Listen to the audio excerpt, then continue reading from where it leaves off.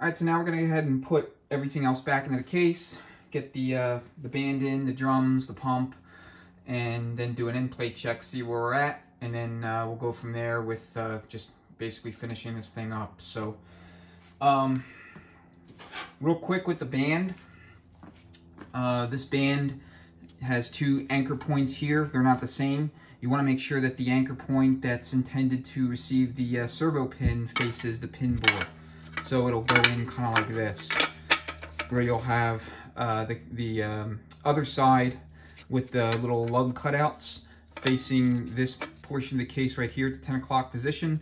And then, of course, you'll have your servo pin engagement area facing the servo board. So, and that's going to be approximately right here.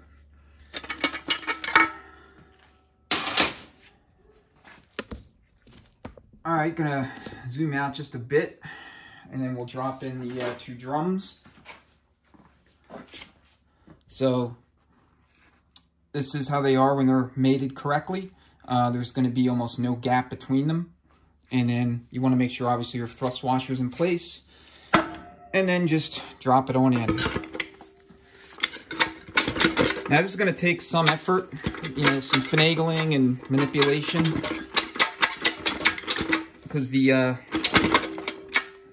frictions are not going to spline on readily with the lugs on the front ring gear. So I'm going to move the camera out of the way just a little bit so I can get a little more leverage on it.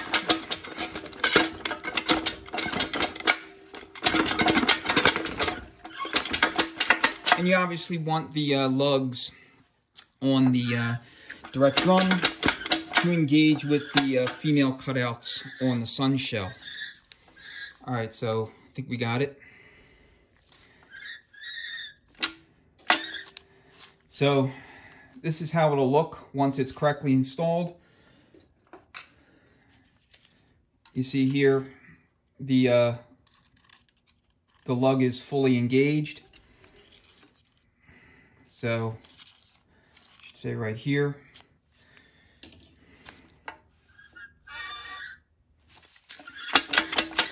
And your top of your direct drum will be roughly in line with the case ledge here for your intermediates. Alright, so now we're going to go ahead and put the band in.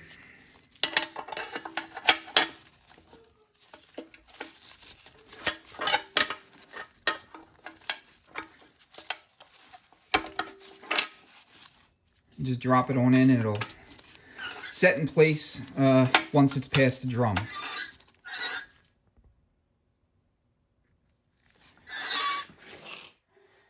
Alright, next, what I'll do is just prep the surface area here to receive the gasket and then eventually the pump before I put the intermediates in.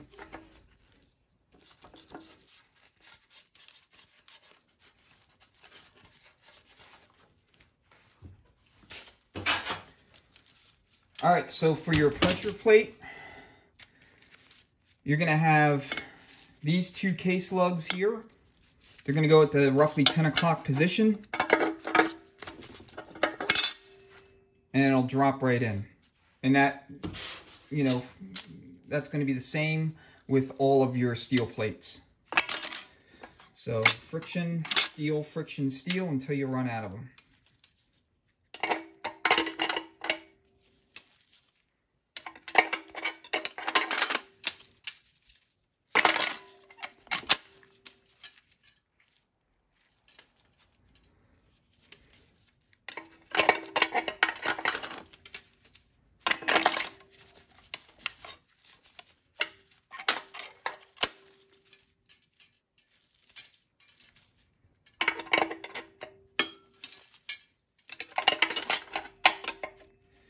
Yeah, I just want to keep putting them in upside down, I guess.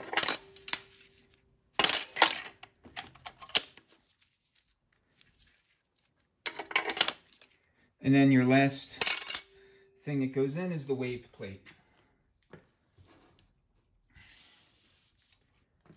Alright. Now, when you have your final friction in, you should have a little bit of exposed lug area here on the outer race for the intermediate sprag. If you don't, if the frictions come all the way up to the top, then there'll be some interference between the return spring assembly's retainer plate and this top friction, which means you won't have any movement in this clutch pack, so you want to be mindful of that.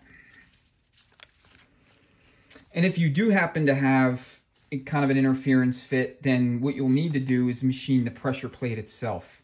And that, I occasionally run into that where, you know, I'll have to take maybe 50 to 75 thousandths or so off the pressure plate just to make sure everything fits. But that's only when I'm doing a 4-clutch, you know, 4-steel modification. If you're not doing that, then you won't ever have to worry about it. You just, you know, install the clutch pack as is. And to be honest, I mean, I'm kind of overbuilding this unit because, again, I don't know ultimately where it's going to end up. But unless you're doing something really, really heavy duty and, you know, putting a ton of power, a ton of torque in front of this, then you really do not need to do the 4-clutch modification, because, you know, you got to machine the piston itself, and then you're going to have to machine, or you may have to machine the pressure plate. All right, so we're ready for the pump. So what I'm doing now off camera is just lubricating the bushings. And then you just want to make sure that your bearing is in place. So if I can get it. Yep, there it is. Okay, don't want to forget that. And then you obviously just want to line up your feed port locations on the pump itself with those on the case. And then you're going to drop it in.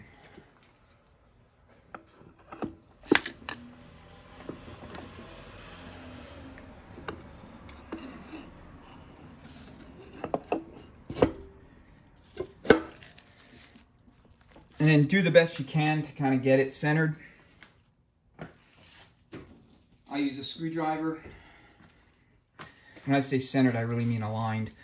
And then thread in some of your bolts. Make sure you replace the little seals on them.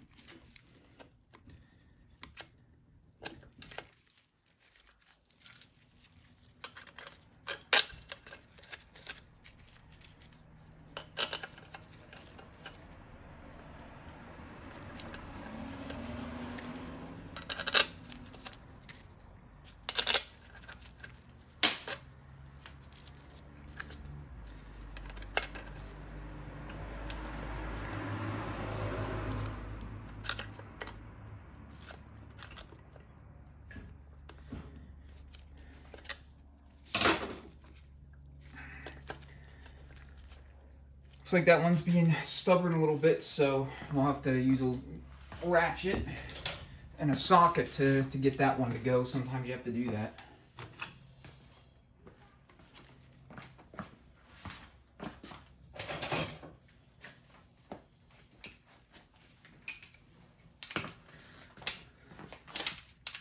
So what you absolutely do not want to do is use the bolts themselves to install the pump. So what all I'm doing is just simply getting them started so that I know they're grabbing. And then I'll use a hammer with a brass drift to seat the pump onto the onto the case ledge.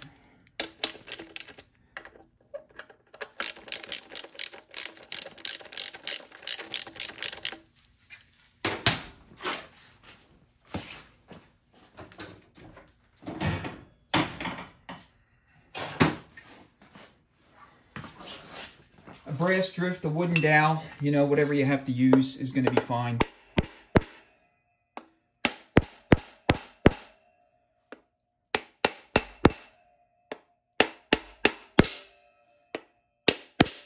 So when you hear that kind of flattened sound,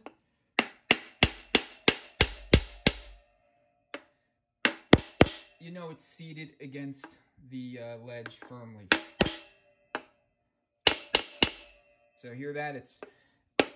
It's just flat. There's no kind of hollow sound that you normally hear if there's, you know, air or so between the pump and the surface of the case.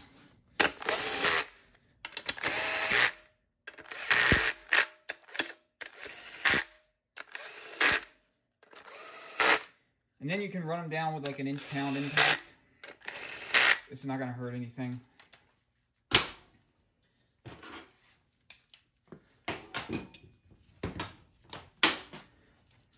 And then the torque on these is 18 to 20 foot-pounds. This one obviously is still sticking up, so I'm going to have to work that down.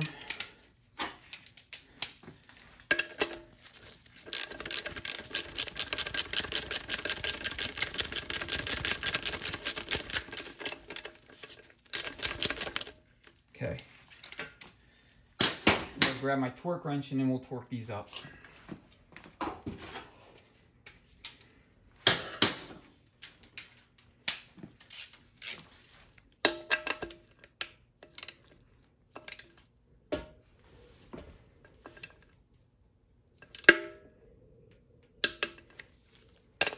All right, crisscross pattern, just like anything else.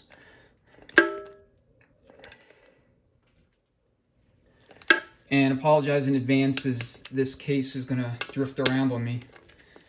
But, yeah, you get the idea of what's going on.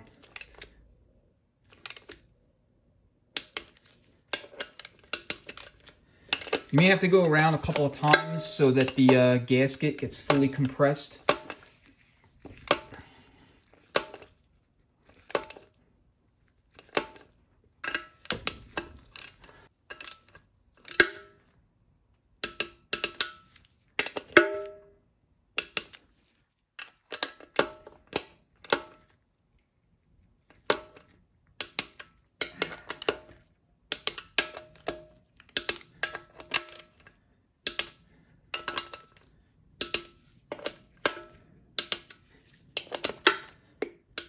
Okay.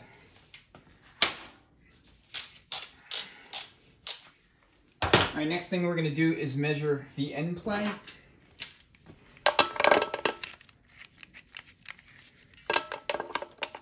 So what I like to do is just simply stick a pair of vice grips onto the input shaft splines, and then we'll set up a dial indicator so that we can measure the amount of travel that this or these drums have against the pump.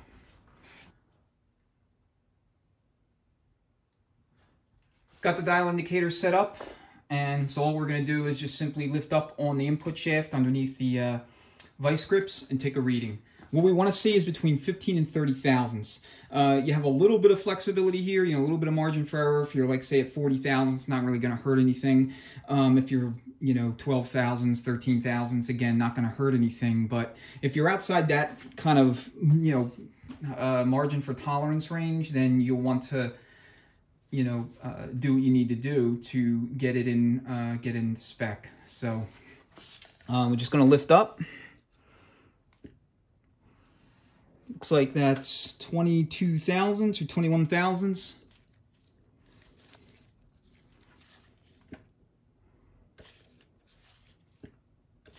Okay, yeah, 21, 22 thousandths. Perfectly fine. That's where we want to be.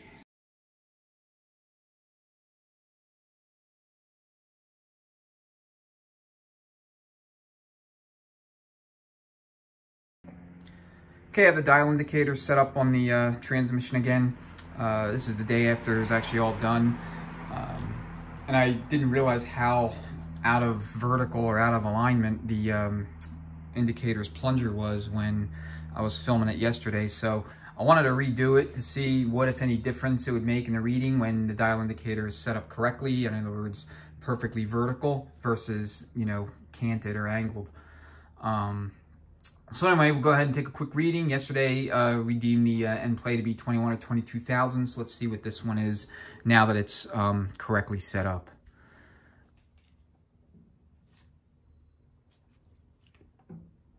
It looks like it's about maybe a little more, 24, 25 thousandths. Let me zoom in on the indicator itself.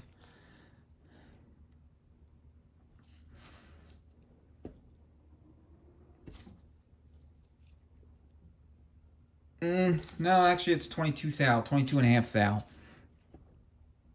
23 thou. Okay.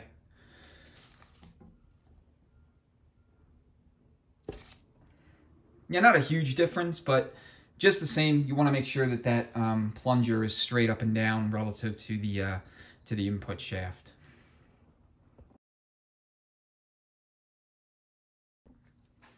Okay, what I'm going to do is just prep the surface to receive the valve body or spacer plate to case gasket. A little bit of assembly lube on the worm tracks, and then the manual second servo bore.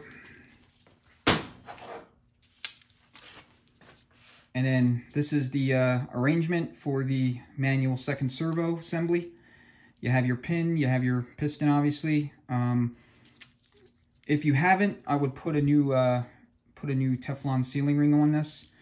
So you have your little washer here, then your spring seat, and then your spring, and then it just goes in.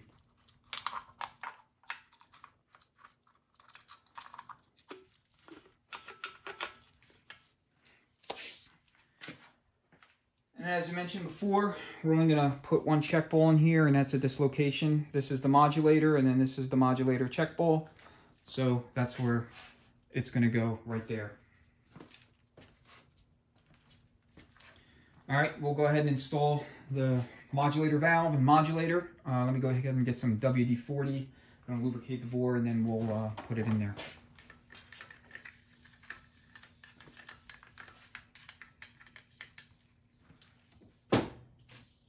Lubricate the bore, lubricate the modulator valve itself.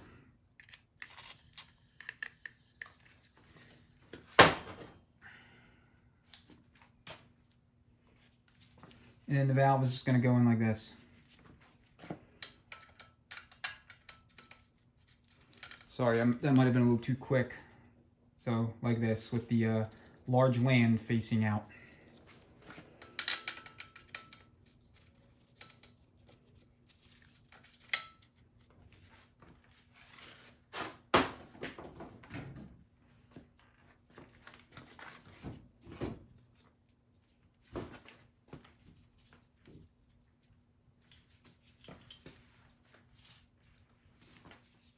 All right, then the vacuum modulator itself, always, always, always purchase a new modulator. Do not use or reuse the pre-existing one. Then install your bracket. And you're going to use the 1/2-inch bolt to seat it. Now, I don't know what the torque spec on this is offhand. I just snug it up and, you know, give it like a 1/8 to 1/4 turn until it's just, you know, nice and tight on there. I think this battery on the impact's starting to die.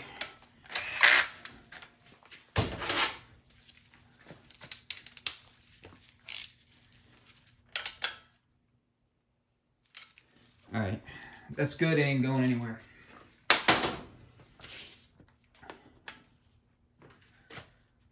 All right, next thing I'm going to do is I'm going to install the drive gear for your speedometer assembly. Now, I'm probably going to end up having to remove this at some point once I determine what I'm going to ultimately do with this transmission. And the reason I say that is because the drive-in and driven gear combination that you use is going to be dictated by what your final drive ratio is and what your overall rear tire diameter is. So based on those two things, there's going to be a specific, you know, numbered drive and numbered driven gear combination that you're going to use. But again, I have no idea what that's going to look like, so I'm just, you know, putting this on so you can see how it's done. All right, so you have your retainer clip here. It's got the little, you know, retainer notch that's going to go in the hole in this location. And then what I like to use is an installation tool that's actually, I think it's from or intended for a Geo Metro or some other small GM transmission, but it's J35664, and it fits right over the output shaft, and it'll allow you to tap on the drive gear without any issues. You don't even really need a hammer for it. You just kind of tap it in. Once you line it up, that is.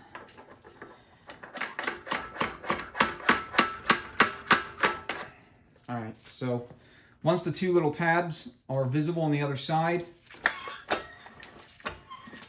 it's on there. All right, so again, that's J35664. This will pretty much work on any of these medium-duty GM transmissions that take a mechanical speedometer drive gear.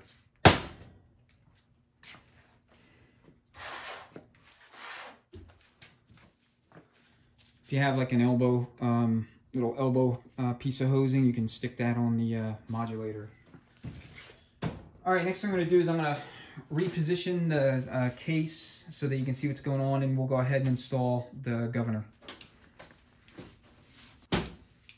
All right, so get your governor, lube it all up.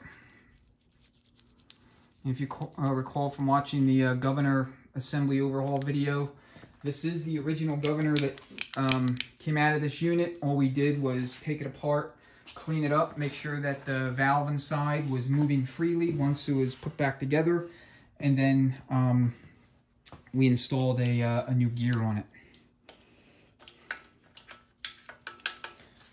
Okay, so the governors for the TH350 and 700R4 are not the same. You cannot simply interchange them without a lot of modification, so just be mindful of that. All right, so we got our new seal here on the governor cover. Now you could use, you know, pretty much almost anything you want to install this. One thing I will say is you do not, and I repeat, you do not want to use anything such as a hammer or a hammer and a dowel or whatever that involves installing or tapping it on, you know, in this area here. So you see this little bump here. This bump and this, you know, this kind of recess is there specifically to control governor end play or governor travel. So as the governor is moving in and out, or, you know, rotating in the bore here, it's going to move in and out kind of like this. I mean, this is way exaggerated, obviously, but, you know, just for visualization so you understand what I'm talking about. There's a prescribed amount of travel that, you know, the factory has designed for this governor to move in its bore like this. And so if you, you know, either use a cover that's already dented, or you dent it yourself, you're going to need to put on a new cover. So what I use is a piece of 3-inch diameter exhaust tubing. I got this at AutoZone. And then I'll use a little press tool like this that just happens to fit, you know, right over it. And then that's what I'll use to install all my governor's covers.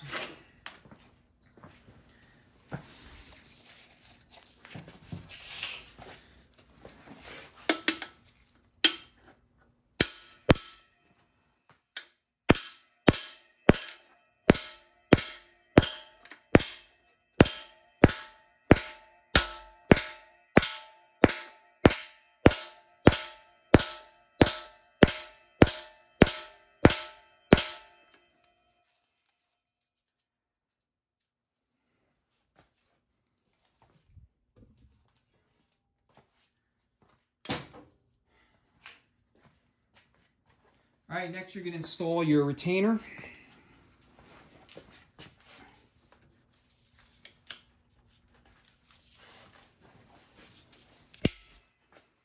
And that's done. And then just do a quick check, make sure that the governor driven gear and the drive gear on the output shaft are meshing as they should, and that nothing's binding up. But other than that, that's pretty much it for governor installation. So I'll go ahead and reposition the case, and we'll install the 1-2 accumulator on the other side.